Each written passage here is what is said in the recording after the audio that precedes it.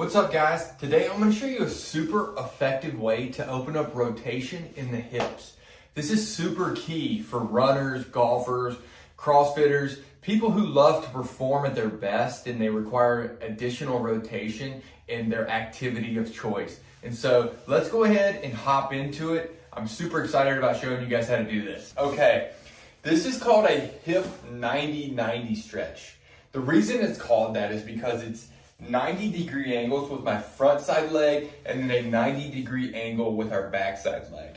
It's super important to get the setup right on this to get the proper stretch and opening of the proper tissues to make sure we're hitting where we need to. All right, big keys as far as alignment when we first start. The knee, front side knee is in line with my chest here, okay? My leg is at a 90-degree angle. My hands are going to be down by my side of the front leg, okay?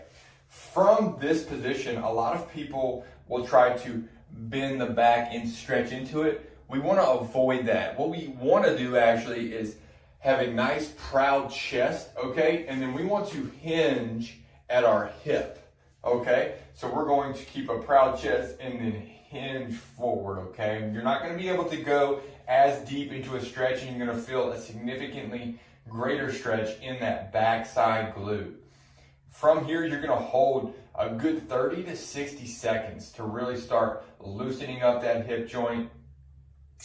After you hold this for about 30 to 60 seconds, we're going to transition into going into hip internal rotation. The front side is hip external, the next is hip internal, which is a silent culprit of a lot of back pain, hip pain, performance limitations. And so what we want to do is make sure we're stretching that open and making a really good effort to keep everything moving well in that direction as well. So how you do that, all right, is you're just going to stay in this position here. All you're going to do is place the hand behind and lean backwards, okay? So we went from the front side, hands down by the front side of the leg, and transitioning to putting the hand back behind us.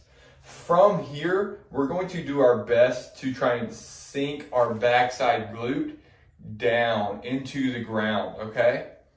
Should feel a little bit like this, and you should start to feel a pretty good stretch in this backside hip right here. Sometimes you'll feel going down into the groin, others will feel it on the backside going up through the glute, okay? Same thing, we want to hold this for about 30 to 60 seconds to really open it up and get a good deep stretch in that hip. Once you've done both legs, it's super simple and easy. Just flip over to the other side. You don't even have to move your ankles or legs. I'm going to for the camera's sake, but it's the same exact stretch from here. Same alignment, knee in front of the chest, in line with the chest, 90-degree angles. My backside leg is in line with the side of my hip here. And then we're just hinging from the hip with a nice proud chest. Doing that for 30 seconds and then transitioning into behind ourselves here, leaning backwards and then trying to twist and drive our backside glute down into the ground. All right guys, that's the end of the video. Thank you so much for watching. Hip internal and external rotation is a silent culprit for pain and discomfort in the low back and hips. I think it's a really super effective way to improve your performance, increase range of motion, and decrease pain.